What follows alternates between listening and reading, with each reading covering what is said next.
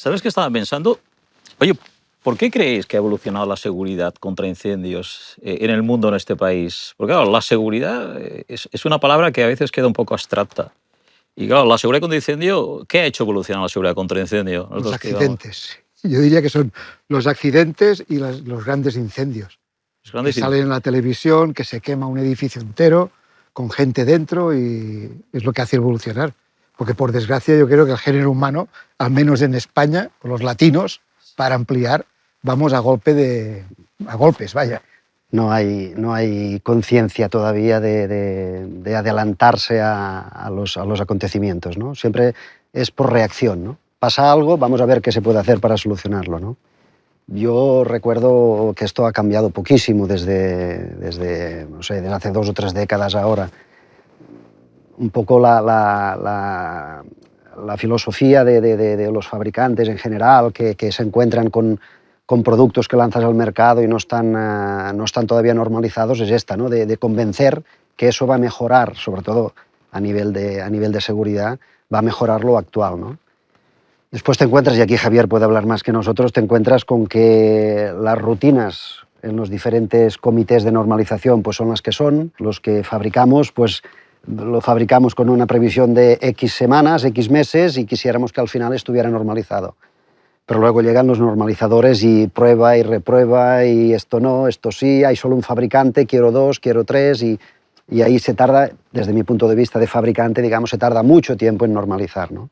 De todas maneras, Agustí, recuerda que en el caso de los cables, que entonces llamamos libres de halógenos, batimos todos los récords en España, porque el Ministerio nos puso la pistola en el pecho diciendo o hay norma de producto o este producto no está en el reglamento de baja tensión. Y logramos en un tiempo récord, Sí. gracias a todos los fabricantes, canalizados por FACEL, por la asociación, hacer una norma, o 2 normas, mejor dicho, una para 2 tipos de cable, y al final entraron en el reglamento. Pero estoy de acuerdo contigo, y aquí, Elías, hablamos del mundo de los cables, Sí. pero veníamos de una historia de utilización de los cables de bajo contenido en halógenos, bajo contenido en humos, de otras industrias, no del mercado general, en donde esa normalización pues, llegó en ese momento que dices tú. Si no hubiera existido ese trabajo anterior en el mundo industrial, esto hubiera tardado demasiado. Años. Pudimos hacerlo rápido porque se tenía esa experiencia previa y ahí ya pues sabíamos de qué hablábamos, ¿no? Ensayos, normalización y tal, y se hizo en un periodo corto de tiempo. No sé en vuestro sector si eso es así siempre. A ver, yo creo que la seguridad contra incendio es un sector de todos, que luego está la especialización. Por ejemplo, vosotros sois grandes especialistas en el mundo de cables y yo soy especialista en el mundo de las instalaciones de contraincendio y en la parte de la normalización y reglamentos, ¿no? Pero yo hay un tema que a veces razono, es que en la seguridad, cuando los profesionales que llevan muchos años, a veces analizas el por qué existe la seguridad. Y existe por una necesidad. Y lo tengo muy interiorizado por una sencilla razón. A mí me gusta mucho leer. Y me acuerdo un día que leí la autobiografía de Benjamin Franklin. Benjamin Franklin. Hostia, que fue el primer que realmente vio la necesidad de, ante los fuegos que tenía, había muchos incendios donde él vivía, en Filadelfia, y estos incendios se originaban en granjas. Y las granjas, cuando había un fuego, ¿qué hacía? Pues iban al río o al pozo a coger agua y a llevarla, y los vecinos, de una forma muy colaborativa, cogían el agua y uno a otro iban a apagar ese fuego. Y dijo, caray, ¿qué podemos hacer? Y a partir de aquí, a ver, el ser humano al final genera realmente la necesidad, hace que veas qué tienes que hacer, y en lo cual puso los primeros cubos con agua de cuero en las granjas, que son los primeros extintores. Los primeros extintores eran cubos de cuero. Ese cubo de cuero, ¿por qué era de cuero? Porque era un material ignífugo, vamos a llamarle, es decir, que no va a arder. Y agua, ¿por qué? Porque si tengo un incendio, yo cojo ese cubo. Quiere decir que ante una necesidad empieza. Y luego, a nivel asociativo, como tú tienes una granja, puedes tener un incendio, yo tengo una granja que puedo tener un incendio, ¿qué ocurre? Tú y yo decimos, hostia, ¿qué hacemos?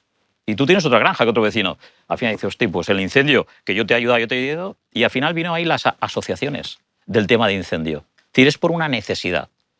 Luego entraríamos en la parte de la normalización y todo esto. Yo os entiendo lo que digáis, lo que decís. Estamos en el siglo XXI, ¿y qué pasa en el siglo XXI de qué no ocurría antes? Que antes te decían, si no tienes una normalización no puedes poner el producto en el mercado. Hoy en día se ha dado cuenta la sociedad de que eso no funciona así. La normalización viene después del producto. Primero viene la innovación y a partir de la innovación viene la normalización. Pero claro, que antiguamente no era así. Te normalízalo y luego lo pones en el mercado. Porque si hay una necesidad que el mercado lo demanda, o alguien ve que es algo que es necesario o que te va a facilitar pues esa seguridad, ese incendio, ese caso que he comentado antes. Yo creo que en estos grupos de normalización, Javier, a ver qué piensas Sí. tú, si hubiera más presencia de esos organismos como los bomberos, que se encuentran con la problemática cuando sucede, yo creo que los tiempos necesarios para entender, normalizar, hacer pruebas, sería más rápido, porque son parte interesada en que eso no se vaya reproduciendo en el tiempo.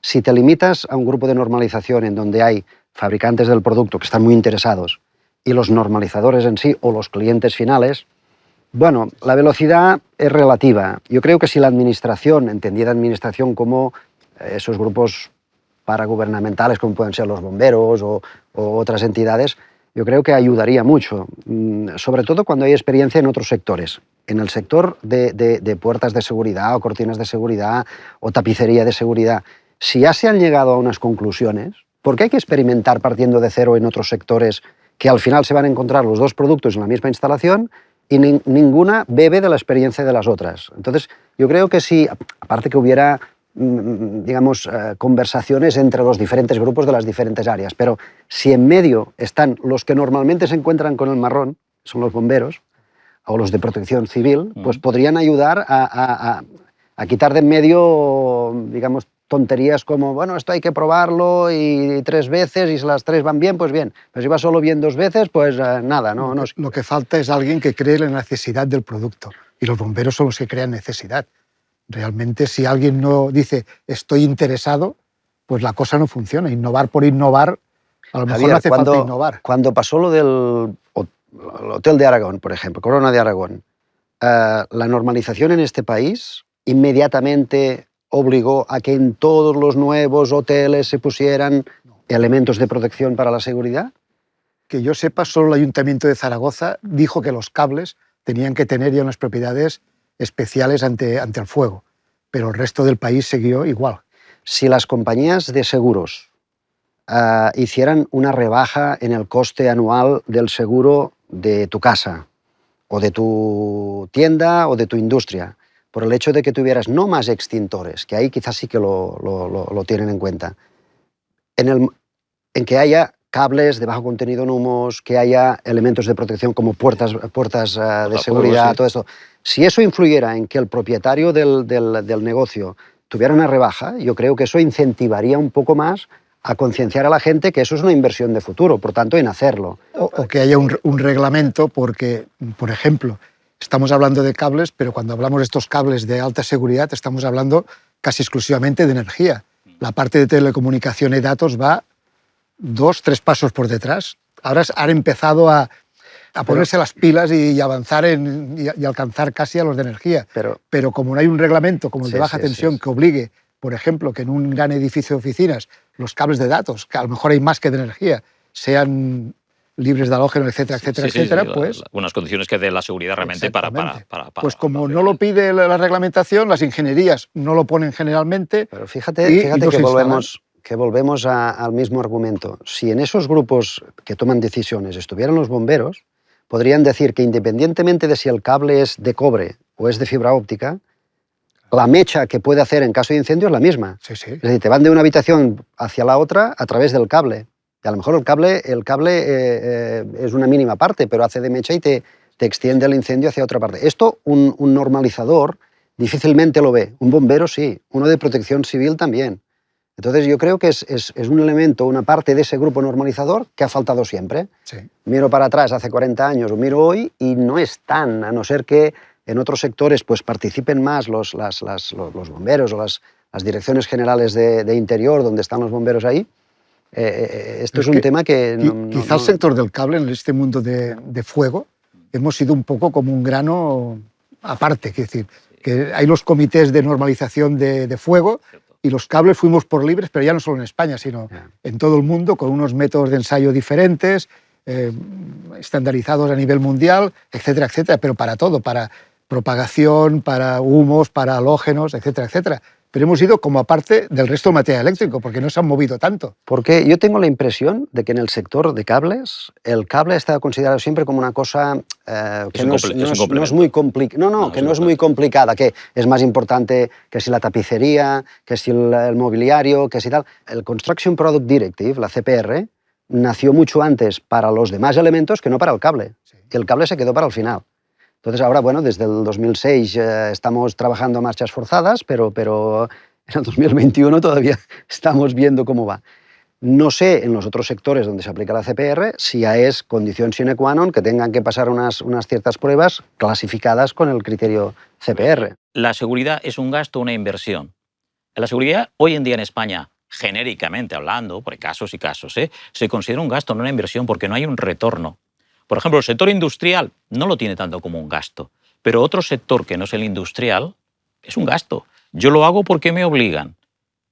Si me obligan, ¿qué ocurre? Si a mí me obligan, voy a poner lo mínimo. El cable, no me hables de cables, no me hables de dispositivos. Oye, que yo tenga el papel para que yo pueda tener mi licencia, para que mi seguro no me toque las narices. Sí. El problema es un tema de concienciación. Es qué podemos hacer para concienciar que la seguridad es una necesidad.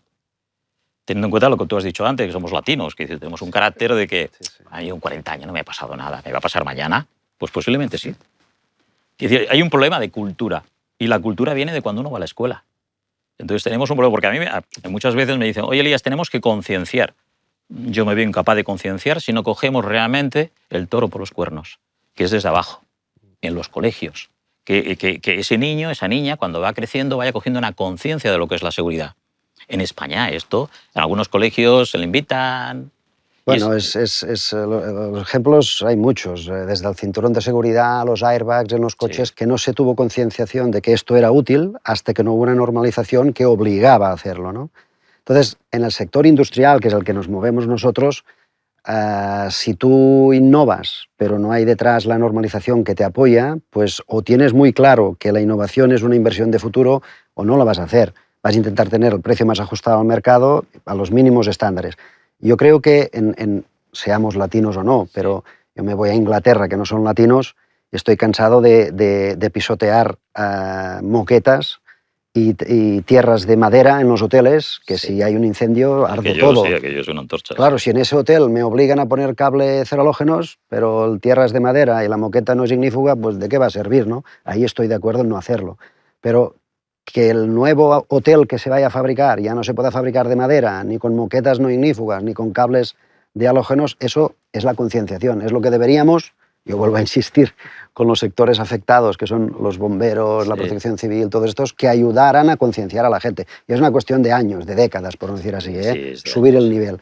Hoy por hoy, no diría que estamos igual que en el año 1970, pero se ha mejorado, pero todavía sigue esa inconsciencia sobre la seguridad. Sí, a ver, realmente proporcionalmente ha mejorado, muy poco, estoy totalmente de acuerdo, muy poco ha mejorado.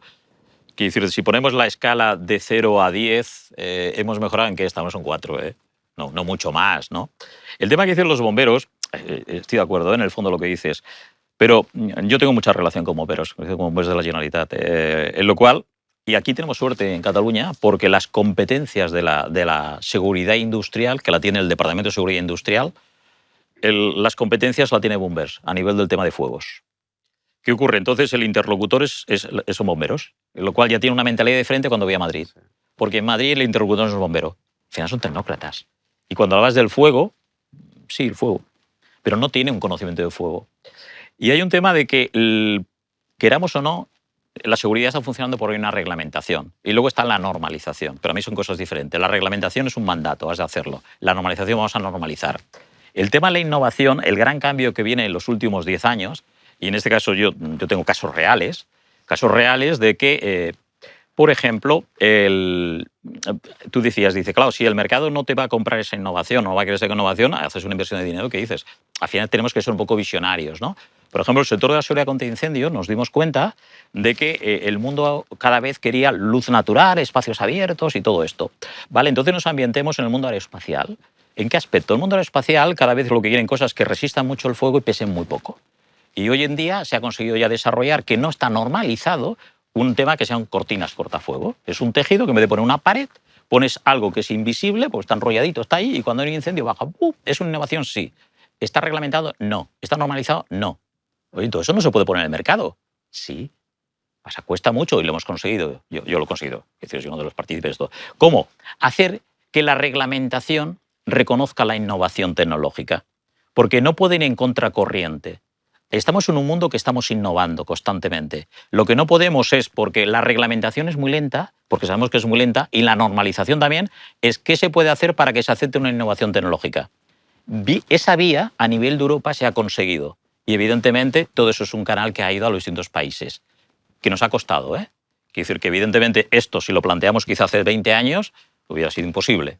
Hoy en día esto se ha conseguido. Quiere decir, porque tenemos casos, ¿no? Y ejemplos, ¿no? Pero en esos casos yo sigo diciendo que la normalización debería de aceptar y incorporar en esa normalización que no existe cuando ya hay unos años de experiencia. Correcto. Hasta que tú no lo tienes normalizado y reglamentado, difícilmente va a haber un crecimiento exponencial de las ventas, de la mejora de la seguridad y todo esto, porque tú irás yendo a visitar cada uno de tus clientes importantes para convencerle y demostrarle que eso es una innovación y él te la va a aceptar y será una homologación individual para ese cliente o para ese sector de clientes, pero no será extensivo a todo el mercado hasta que no haya la normalización. Eso, Javier, lo hemos vivido siempre aquí, ¿no? Decía la reglamentación lo que tarda. El reglamento de baja tensión anterior estuvo 30 años y ya llevamos 20 con el nuevo por decir algo. Sí. Ya van a empezar a revisarlo, o se está empezando, y tardará 3 o 4 años en salir a la luz, se supone. Bueno, pero el reglamento de baja tensión, es verdad, del 73 al 2002 creo que fue, quizás no hay que modificarlo cada vez, pero sí que acepte adendums o modificaciones parciales, puntuales, y que luego cada X tiempo pues, se revise todo, ¿no? A la que tardas en revisar una reglamentación, a la que tocas una coma, y ya tienes que tocar el punto anterior, el párrafo anterior, y al final tardas 2 años en modificar un reglamento. A ver, estoy de acuerdo con vosotros, la reglamentación cuesta mucho. Concretamente nosotros hemos tenido una reglamentación concretamente que se aprobara en el 2017, hemos tardado 24 años de la otra. Y en estos 24 años, y un tema que es anecdótico y curioso, al final la seguridad contra incendio no solamente sobre cables, o sobre extintores, o sobre mangueras. La seguridad contra incendio es un compendio de toda la seguridad, o mejor dicho, todo lo que pueda producir un incendio, elementos que tengan que estar ahí para impedir que se propague ese incendio, ¿no? Pero al final es qué debe hacer la sociedad para que la seguridad de alguna forma vaya evolucionando. Esa es la otra lectura. Sí. Pues yo te diría que es cuestión a veces de suerte, ¿eh?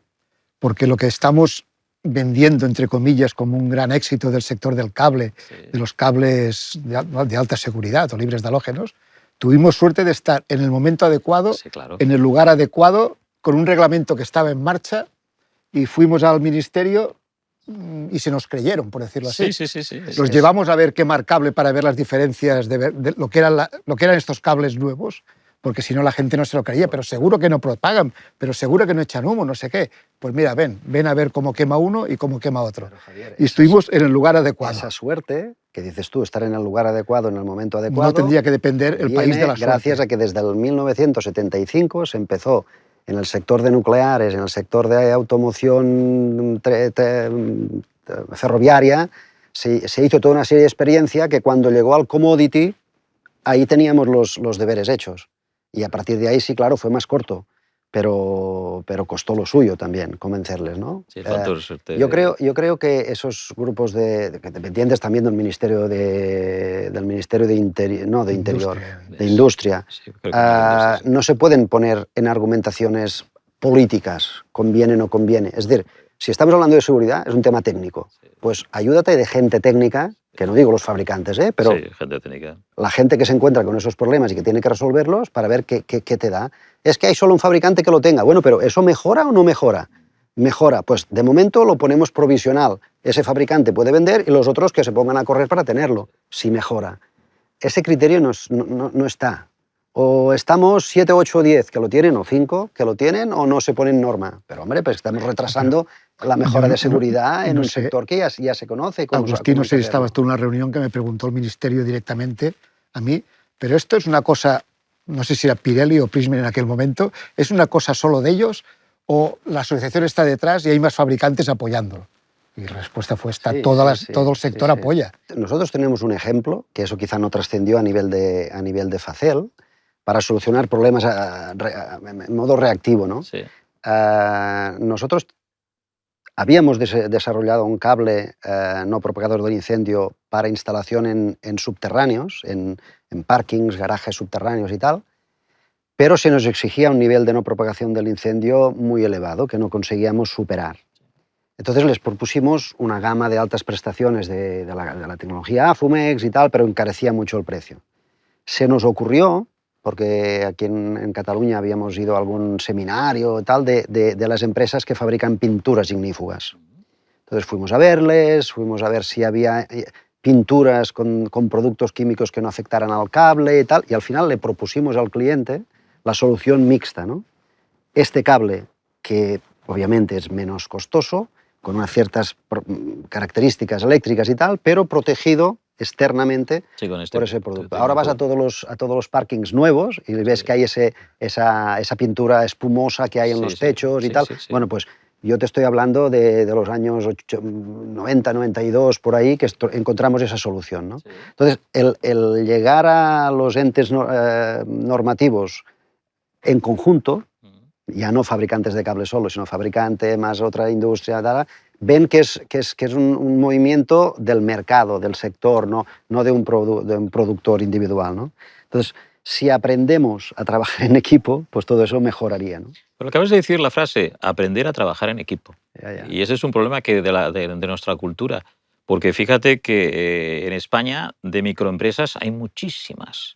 Y yo cuando hablo con Alemania, hay una microempresa, dicen que es una empresa que tiene 300 trabajadores. Es una microempresa, por favor. Pero claro, porque ellos sí que trabajan. Quiero decirte, yo tengo bastantes conocidos allí, y en lo cual, pues tú que eres bueno en camisa y yo soy bueno en pantalones y tú no eres bueno en botones, hostia, vamos a hacer algo en conjunto. Porque el conocimiento de los tres va a hacer que realmente nuestro producto vaya evolucionando.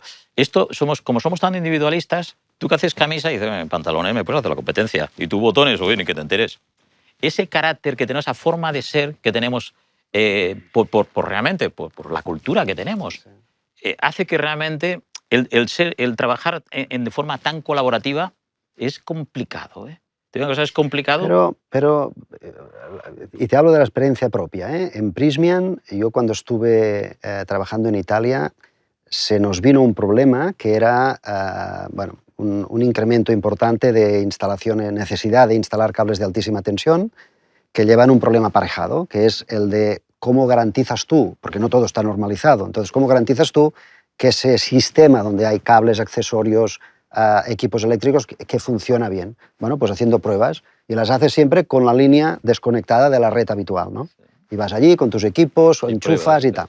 Bueno, pues nosotros vimos que eso al cliente le era un problema, porque hay muchas ciudades ciudades medianas, que todavía tienen una línea única, es decir, un cable único que llega. Tú no puedes desconectar la electricidad para hacer pruebas durante 8 horas, ¿no? Entonces, hablando con empresas electrónicas del mercado, vimos que había la posibilidad de hacer esas medidas, estoy hablando de descargas parciales, de niveles de tensión y tal, de amperaje, ¿qué pasa? Pues a remoto, es decir, sin tocar el cable, como el wifi, ¿no? Sin tocar el cable.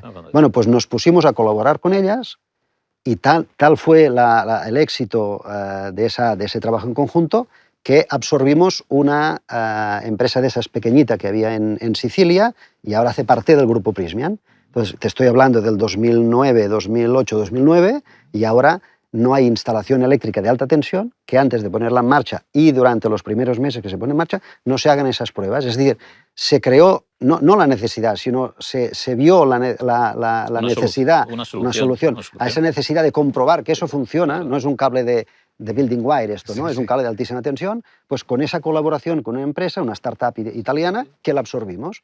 Y a partir de ahí, Prysmian, con ese espíritu de innovación que hay, pues entró en otro mercado que no dominaba y ahora lo tiene dentro. Bueno, pues esas colaboraciones que decías tú hacen que después eso se pueda normalizar. Sí, sí. Y es un tema de seguridad ese también, ¿eh? Porque explosiones de accesorios. No, de accesorios también, terminales y tal, pero no, transformadores que vale, están sí. llenos de aceite Sí, está lleno de aceite, y que sí. son los que alimentan a las líneas de Sí, altísima sí, tensión, sí. pues esto era un problema. Claro, si empieza a haber descargas parciales en una línea que se oyen pero no se ven, Ya, claro. ¿cómo lo haces? Pues como todos esos recintos están bajo seguridad, desde 4 o 5 metros tú puedes hacer la medida de cómo está aquello. Eso hace 10 años no existía. Pero fíjate que es por Ahora existe. pero es por una necesidad. Claro, Había una necesidad de claro, poder claro, verificar. pero no estaba normalizado. Quizás a lo mejor el mundo cable es diferente al mundo mío, que es más instalaciones, ¿no? No es esencial la normalización. Fíjate que yo ayer y hoy estaba con temas de ministerio y aún un producto no normalizado se puede poner en una instalación como seguridad contra incendio. Claro, el mercado muchas veces que no conoce bien todo esto dice no. Y yo digo, no es verdad. Porque tienes diferentes vías. Porque si no tienes un producto normalizado, la administración te permite poner el producto en mercado. Lo que te va a pedir realmente es que tengas algo que certifique. La homologación, claro. Que, claro, la homologación, correcto. Pero no la normalización es el elemento fundamental. No, estoy de acuerdo, estoy de acuerdo. Nosotros, en nuestra experiencia en el mundo de los cables, hemos vivido siempre en ese momentum.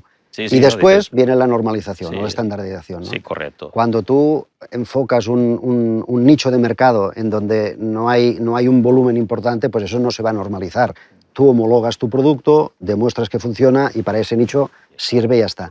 Estamos hablando de la gama de productos Afumex que va al mercado general, al commodity, Pues y ahí sí que hay que buscar que eso se normalice. Que normalizar, y lo que permite la expansión de este producto, en nuestro caso, en el caso español, a toda Europa. Porque durante X años, no sé si 5, 10 o 15, hemos sido líderes europeos, si no mundiales, de cables de alta seguridad en caso de incendio. Si no normalizas, por ejemplo, nosotros teníamos norma española para los cables libres de halógenos, Europa se negó a hacer norma europea y esto permitió que los fabricantes españoles fuesen los reyes de Europa porque nos compraban cable español. El señor francés distribuidor que quería un cable con unas características, como en Francia no lo tenían en norma, no había norma europea, lo compraban a España. Si cuando hay que decidir hacer normalizaciones no están todos los elementos que conocen el porqué de las cosas, es difícil que se acelere. O sea, si viene la administración y viene solo un funcionario que es un experto en hacer normalización, pero no tiene la sensibilidad de que eso va a mejorar la seguridad, difícilmente lo va a hacer en los tiempos que la innovación o la tecnología ha traído al mercado, ¿no? Los 20 años que decíamos de experiencia con el sector Afumex, cuando llegamos al reglamento de baja tensión, se hizo rápido. ¿Por qué? Porque había esa experiencia de 20 años. Yo supongo que si hubiéramos llevado siempre de la mano a los bomberos, se hubiera tardado todavía menos en modificar el reglamento, ¿no? En lo cual, claro, tiene que haber un acercamiento de las empresas que están innovando y de esas normalizaciones que lleguen a ellos también. Porque al final hay un tema importante de divulgación y a veces no se cuentan con ellos. Porque estos son los bomberos y a veces se tiene una conciencia de que el bombero es que apaga fuego. No, es que hay muchos técnicos, hay ingenieros, hay arquitectos, que del Departamento de Prevención de Incendios realmente son gente realmente con grandes conocimientos de incendio, que no es el de intervención, ¿no? Pero a veces ese acercamiento a bomberos, yo me encuentro con colegas del sector que no tienen ningún acercamiento con ellos. Entonces no tiene un feedback. Es lo que comentabas antes. El bombero inclusive te propone cosas, porque se encuentra con situaciones. Pero si yo no hablo contigo, difícilmente podemos tener un feedback. Entonces, ¿por qué no hay ese acercamiento? Yo creo que al final de todo esto es que no hay... Lo que es la seguridad contra incendio es un tema que está muy legislado, está normalizado, está muy normalizado también. Y al final es un tema que nos obligan, pero no tenemos esa conciencia y esperamos algo. ¿Pero qué esperamos? Al final tenemos que concienciarnos que la seguridad es un elemento importante, porque al final es la vida de las personas. Sí. El problema es que te das cuenta de que invertir en seguridad a priori es una inversión de futuro, solo te das cuenta cuando ha pasado el problema, ¿no? El accidente, ¿no? Por nuestra forma de ser. Si eso aprendiéramos a cómo pasar ese mensaje al mercado, nosotros en el mundo de los cables cero halógenos del Afumex lo intentamos hacer, creo que en algún momento funcionó, el de hacer ver que en una edificación nueva, de poner todo con cable tradicional a poner todo con cable cero halógenos, variaba en el coste total de todo lo que hay en una edificación, costaba menos del 1%, dices, hombre, pues quizás sí, claro. Después te vas al instalador y dices, sí, pero yo el 100% de lo que compro es cable. Yeah. Por tanto, si me lo subes un 15%, para mí es un 15%. Pero luego está el arquitecto y el director de obra, que dices, hombre, pagar, no lo sé, 500.000 euros por una casa pareada o pagar 505.000 euros, quizá vale la pena para evitar que se me queme todo, ¿no? Entonces, esos ejemplos, yo creo que con los ejemplos se Sí, entiende sí, mejor, sí. pues son los que poco a poco tú has ido aprendiendo a pasar ese mensaje a tus clientes más próximos y después, cuando vas a ver a la normalización, pues poner casos, por ejemplo, lo que decía del aeropuerto de Düsseldorf o el hotel de Corona de Aragón, si hubiera estado este tipo de puerta antiincendios o este tipo de cortina antiincendios o las moquetas hubieran sido Sí, ignífugas y tal. ignífugas, pues todo eso se hubiera evitado, ¿no? Sí, pero fíjate, estás entrando en un tema que también es muy interesante, que se llama la responsabilidad. Que dice un tema de la concienciación y luego está la responsabilidad. Porque yo es que soy ese señor que voy a hacer una instalación, compro un cable, que el cable es más caro, evidentemente, tiene unas propiedades diferentes, tiene un coste de fabricación diferente, el coste más caro. Es un coste. Como es un gasto, yo no quiero gastar, ¿eh? Pero ¿qué ocurre? Hay alguien que dice, tienes que meter el cable adecuado para ahí, para que no haya un incendio, es este. Si pones otro, primero no estás cumpliendo las prestaciones de esa casa, porque esa casa lo que quiero es que esta familia viva feliz y si tiene un incendio no tenga humo y no haya muertes ni que todo funcione. Quiero decir, hay una responsabilidad de que ese proyecto se ejecute en base a lo que se ha definido en el proyecto. Sí, sí. Ese instalador, como el concepto de la responsabilidad no se le ha interiorizado, porque el cable, nunca ha habido un incendio. Oye, yo llevo 20 años haciendo instalaciones. Hablamos concienciación y la responsabilidad. Cuando se habla y de alguna forma instrumentamos la responsabilidad, y esto sobre todo en grandes fábricas, al final hay un responsable de seguridad, que responsable de seguridad, ¿por qué tiene responsabilidad? Porque quiere dormir tranquilo en su casa. Y él va a vigilar que ese cable tenga las prestaciones que realmente defina el proyecto o la seguridad que ellos quieran dar en esa factoría. Entonces el problema nos encontramos en ciertas partes de la seguridad que no se ha transmitido esa responsabilidad, pero hay una gran responsabilidad. Y yo, por todos los bagajes que yo tengo, es que siempre digo, cuando tengas que ir delante de un juez, vamos todos, ¿eh? Vamos todos. Y cuando dices esto, la gente empieza a su cabeza, ay, delante de un juez, sí. Si muere una persona, nos van a llamar a todos. Y luego cada uno tendrá que decir, entonces, ¿queremos dormir tranquilos? Esto se llama responsabilidad. Es decir, que hablamos concienciación y la responsabilidad. Y esto cuando lo dices, que tiene un empaque, porque dices, ostras, claro, yo no voy a pagar un cable más barato para que tener la responsabilidad en un momento determinado que no he puesto el cable adecuado, cualquiera que lo piense de una forma lógica no va a querer esa responsabilidad. No hemos sabido transmitir esto. Y el otro día comentaba el tema de los airbags, ¿no? ¿Te acuerdas que os lo comentaba, no?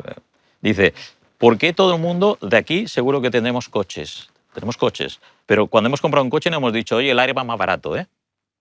Tenemos concienciado que eso no se... Oye, el mío tiene 7 airbags, tú. Sí, yo tengo uno para aquí, tú. Quiero decir, lo tenemos con un elemento de seguridad muy interiorizado, pero señores, el coche es para nuestra familia, nuestros amigos y para nosotros. Una industria, una fábrica, un aeropuerto, es un conjunto de personas que son cientos y miles de personas. ¿Por qué la responsabilidad es mayor en un coche? ¿Por qué lo han hecho bien en el mundo de automoción? Nosotros como Prysmian estamos en los 5 continentes, ¿no? Lo comparo con la cultura estadounidense de que hay muchas ciudades que están hechas de casas de madera. Sí, es cierto. Entonces, ¿cómo vas a poner un cable libre de halógeno? Libre de halógenos quizás, pero no propagante del incendio de bajo contenido en humos, de bajo emisión de humos, en una casa que cuando arde, arde todo, haya cable o no haya cable, ¿no? Entonces, es la cultura del país. Ahí no les vas a hacer cambiar de opinión de que lo fabriquen con cemento armado en lugar de madera. La madera es barata, pues lo hacen y punto, ¿no? Pero es verdad que la realidad del mercado español ha ido mejorando, pero hay mucho camino todavía. El cable realmente se toca de una forma muy por encima.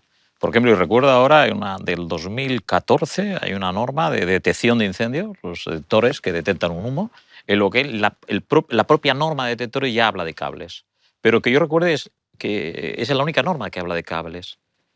Pero no está interiorizado el cable como un elemento parte de la instalación de incendio. Se sobreentiende, es como un tornillo. Un tornillo es parte de una instalación de incendio, no, pero es necesario para sujetarlo. Entonces, el cable es como un elemento más. No se le ha dado la importancia de que un cable, si no tiene una serie de propiedades que no genere humo, porque yo diría, y un tema que hablemos antes, y también te lo lanzo a ti, es la importancia, no, el daño que genera el humo, no la importancia, el daño que se genera el humo. Y quizás a lo mejor no se ha sabido transmitir, no sé qué opinas. Si hablar bajo el concepto de humo, no cable. Oye, el cable que no tenga esas propiedades va a generar humo.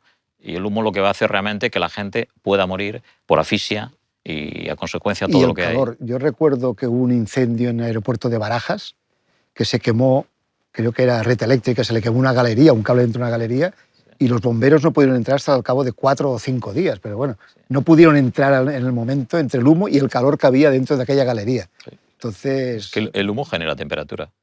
Sí, es que el problema es que una cosa es el fuego, pero los humos son humos calientes. Sí, bueno, aquí hablábamos de poder calorífico de los cables, Claro. ¿no? Sí, sí, que es ahora- uno de los ahora parámetros también se importantes de la mira. CPR. Sí. ¿no? Cuando quemas cable, no solo tiene que a lo mejor puede quemar medio metro, pero no puede emitir mucho calor. Claro. Sí, porque las radiaciones realmente que está emitiendo, lo que va a hacer realmente esa radiación es la temperatura. Y esa temperatura va a hacer que esa persona pueda morir, porque no recuerdo, los pulmones, no sé qué temperatura ya dejan de existir, ¿no? Entonces, si tengo alta temperatura, voy a morir asfixiado. Y a consecuencia, ese edificio podría caer por las temperaturas del humo. Entonces, si el cable me genera mucho humo y el cable me va a generar un incendio, va a hacer una combustión, y todo eso es la suma de que la seguridad ha sido deficiente, ¿no? No sé, quizás a lo mejor la parte de humo, no sé qué opinas, en esto de que Mundo Cable no habla de humo, habla de cable. Entonces focaliza el cable, pero no el humo. No bueno, te el creas, humo no está te- incluido. ¿Sí? Sí. No te creas. En Sí. el sector ferroviario, túneles subterráneos Sí. y tal, es uno de los sectores industriales en donde primero se desarrollaron las normativas de visibilidad. Ah, perfecto. ¿No? Si rectifícame si no es así, un metro longitudinal del túnel típico de la Metropolitana de Londres Sí. tiene 27 metros cúbicos. Ah, vale. Y de ahí nace la norma La IEC cabina. 1034. La norma El equipo de ensayo Era son 27, 27 metros sí, sí. cúbicos. Sí, antes has dicho un tema interesante también, que es el acercamiento del fabricante al laboratorio, ¿no? No sé si tienes alguna experiencia en cuanto a... Porque los laboratorios al final no son grandes expertos de nada. Van aprendiendo Bueno, con los fabricantes. se han acreditado en el tema de fuego, se han acreditado laboratorios Sí. para estar a la altura de CEIS. Ujú. En este caso, como laboratorio de CEIS o de cualquier De otro cualquier laboratorio otro. notificado español. Ujú. Pero vuelven a haber 2 laboratorios acreditados ahora en España para el tema CPR. Entonces, sus informes de ensayo valen tanto para un cliente como el de CEIS, y señal que en teoría lo hacen bien, a pesar de las deficiencias de la norma, que se está modificando, pero tardará. Vale, entonces, claro, si hay una deficiencia de la norma, Sí. ahí hay No. un pequeño vacío, ¿no? Este es un caso curioso, porque se hizo la norma sin experiencia o mucha experiencia en cómo quemaba la cabina, todos los parámetros y todo, y ahora cuando han ido cogiendo experiencia los laboratorios, han salido creo que 300 o 400 comentarios a la norma porque hay aspectos que no cuadran. Bueno, eso es lógico. Entonces- Es que, a ver, el ser humano aprende con el tiempo y Diciendo, con De los todas formas, errores. es una de las normativas más compleja que yo he visto a lo largo del tiempo, ¿eh? Porque hay estos 6 parámetros que decía Javier, que cuando tienes controlados 3, los otros 2 se te Tres. disparan y el 1, y es complejo. Y el peor es la caída de partículas, Mm. que es una cosa nueva también, porque claro, a lo mejor tienes un palmo que se te quema, pero que no hace más que gotear y lo que está debajo sufre. Claro. Esto también es... Sí, gotas inflamables, sí. Sí, Yo sí, conozco es- ese tema en las reacciones al fuego. Y esto, además, aquí sí que está hecho mal la reglamentación europea. Hay un nicho muy, muy estrecho para una clasificación y es casi imposible. O te quema mucho o no te quema nada, pero ir al llamado de 1, que es el que está en la Sí, de norma 1. española, es muy difícil. Sí, sí, sí. Entonces, y además es una gota que no dure más de 10 segundos. Sí, son Y a 10 segundos, veces- sí, soy conocedor de este tema, ¿no? Este- Bueno, pero ahí está realmente el I+D de cada compañía. Conseguir realmente el conseguir ese dato que cuesta conseguirlo, que es costoso, pero que tiene mucha importancia. Sí, Que esa gota, porque pero- esa gota que cae en un Pero momento el problema es que determinado para lograr el de 0, que es lo bueno, sí. o que no cae, el cable ya no vale X euros o X céntimos de euros el metro, sino que seguramente los costes son mucho más elevados y en el mercado pues Entonces sería un problema de coste. es de coste. Quiero decirte, no en cuanto a nivel de capacitación técnica de poder conseguir ese objetivo. Se podría, Eso. bueno, y se puede, hay muchos que Sí, sí, fabricantes que están, pero a lo mejor después sí. El no son impacto, tan competitivos en el mercado o tienen algún problema. el impacto que pueda haber, ¿no? Ahora, eso es un tema también interesante porque el legislador, y entre las reuniones que yo he tenido, es que uno de los temas que siempre nos dice es, señores fabricantes, señora industria, no me hagan productos que realmente vayan a encarecer lo que son las obras. No me lo pongan. Porque al final la ciudadanía tiene que tener una casa y esa casa tiene que tener unos precios realmente que puedan comprarla. Si realmente estamos poniendo elementos muy caros, sin que tenga una justificación muy fuerte, evidentemente a veces no permiten realmente esa evolución técnica, ¿no? Pero ahí, perdóname que discrepe, pero mucho. Es lo mismo que está pasando ahora con el COVID. Mm. ¿Qué es primero, la economía o el salvar vidas? Entonces, que haya una póliza de responsabilidad civil por si se quema la casa, te la vuelven a pagar, está muy bien. Pero si se han muerto 3 personas, ¿quién les devuelve la vida a estas 3 personas? Entonces, estamos comparando gastarte un número X de más en una instalación eléctrica o en una puerta de seguridad y no tenemos en cuenta que la gente se puede morir si no está puesta dentro. Entonces, los valores de la sociedad quizás es una cosa que tenemos que revisitar, ¿no? que pensarnos de nuevo, ¿no? Es verdad que la economía es muy importante, pero yo creo que si decidimos la vida de las personas o la economía, pues se puede llegar a un acuerdo que la vida de las personas es más importante que otras cosas, ¿no? Sí, no, a ver, Eso a nivel de norma, Javier, creo que nunca se ha tratado así el argumento, No, pero no, es que la responsabilidad civil, antes hablabas de responsabilidad tú. sí, La responsabilidad civil es una cosa, pero tiene que cubrir personas y cosas, sí. no solo cosas. Pero hay una serie de intereses, que esa serie de intereses a veces, eso que tú dices, que es una realidad. Lo importante es la vida de las personas. Pero ya eso es otro tema más político de otro entorno. Nosotros como técnicos, No. el tema de decir, la seguridad, ¿qué deberíamos hacer? No sé, la experiencia tuya en todo esto, Mira, ¿no? O sea, yo creo que aquí lo primero que falla en España es la inspección por parte de la Administración. Porque está muy bien normalizar, reglamentar, normalizar, innovar. Pero si después, en lo que es el mercado, la Administración, y ya entramos en un berenjenal de que no hay una, sino que hay 17, que pueden ir por libre las 17. Y si hay un fabricante que está en Extremadura que hace una cosa mal y el producto se encuentra en Madrid, pues en la Comunidad de Madrid ni el Ministerio puede sancionar a aquel fabricante de Extremadura. Tiene que el expediente ir hacia Extremadura y allí, bueno, pues ya verán lo que hacen, ¿no? Hasta que la Administración, o en España, no se tome conciencia que la inspección de mercado tiene que ser ágil y efectiva, siempre tendremos una laguna en todo el tema de la seguridad, porque podemos legislar muy bien, pero si después no hacemos cumplir las leyes, vamos mal. a ver, aquí hay una buena noticia que te lanzo. En el año 2017 le sale el Real Decreto 513 de 2017, en lo cual marca una obligación a todas las instalaciones de contraincendio de hacer inspecciones periódicas. Esas inspecciones periódicas es a nivel nacional y en lo cual se tiene que hacer en el sector industrial cada 2, 3 o 5 años, depende del tipo de riesgo, y en cuanto el sector no industrial es cada 10 años. Significa que eso ya se ha instrumentado. 2017, un año de aplicación. 2018 se tenía que empezar a hacer esas inspecciones periódicas. Esas inspecciones periódicas es el gobierno, esas competencias la da a organismos de control acreditados por ENAC. Todo esto está en marcha, pero va muy lento, porque quien tiene que hacer esa inspección periódica todavía no tiene la formación de qué tiene que ver. Por ejemplo, ese cable, que es el cable adecuado, que tenga el certificado adecuado. De alguna forma, la legislación o la reglamentación ya está definida bajo ese concepto porque se ha dado cuenta de lo que estás diciendo. Todo esto va muy lento, pero la reglamentación ya está, inclusive con régimen sancionador. El régimen sancionador hasta cerrar realmente ese establecimiento. Javier, ¿te acuerdas que para incorporar las modificaciones del reglamento electrotécnico de baja tensión, al final, por más vueltas que le dábamos, de pruebas que habíamos hecho los diferentes fabricantes en nuestros laboratorios, no conseguíamos convencer al ministerio, sí. digamos? Cuéntanos qué hicimos para convencerles. Una época muy divertida. Yo creo que el gran problema que teníamos cuando íbamos al ministerio es que les vendíamos un producto nuevo que en ninguna parte de Europa estaba todavía en un reglamento. Entonces el ministerio se extrañaba que los fabricantes españoles propusiésemos algo que en Europa todavía no existía. Entonces eran reticentes, pero yo creo que era más por esto que no por que no se fiasen de nosotros. Lo primero que decían es, pero cuando Facel viene y tiene todos los fabricantes detrás, o solo es Pepito o uno o dos. No, representamos a todos. Y de hecho íbamos al ministerio 4 o 5 fabricantes y yo como Facel, ¿no?